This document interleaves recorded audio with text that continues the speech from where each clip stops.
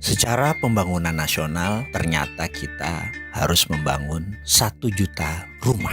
Lalu Kementerian PUPR mengajukan anggaran untuk 1 juta rumah itu perlu 100 triliun rupiah.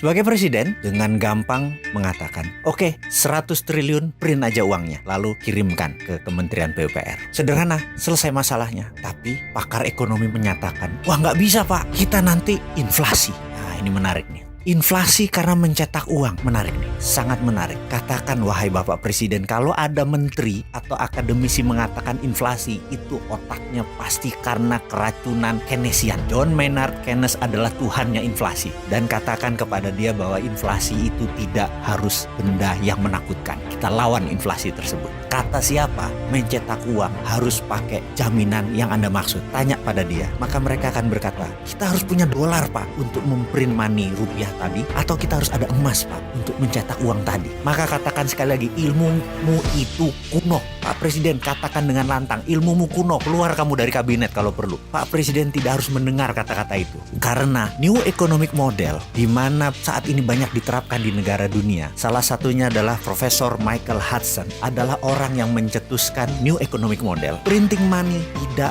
wajib pakai dolar atau emas. Apa yang dipakai? Yang dipakai adalah proyek, jaminannya proyek. Contoh, tadi Pak, perlu 1 juta rumah dibangun oleh Indonesia. Perlu 100 triliun dananya. Jangan takut Pak, print aja uang tersebut dan berikan ke Kementerian PUPR. Lalu, begitu jadi, jangan ada satupun uang yang gunakan barang ini untuk impor. Maksudnya barang-barang impor harus lokal. Krakatau Steel nyala, semen nyala, bata nyala, dan semuanya harus lokal. Ketika jadi 1 juta unit, orang-orang mulai membeli. Begitu membeli, bawa uang tersebut kembali ke Kementerian Keuangan. Begitu uang itu masuk, bakar. Tidak perlu ada bunga Pak. 100 triliun, balik 100 triliun dalam 5 tahun dan bakar. Sampai habis uang tersebut. Begitu habis, maka uang tersebut tidak menimbulkan inflasi karena proyeknya sebagai underlaying atau jaminannya tadi. Jadi selama Bapak ada proyek produktif, cetak duit tidak masalah.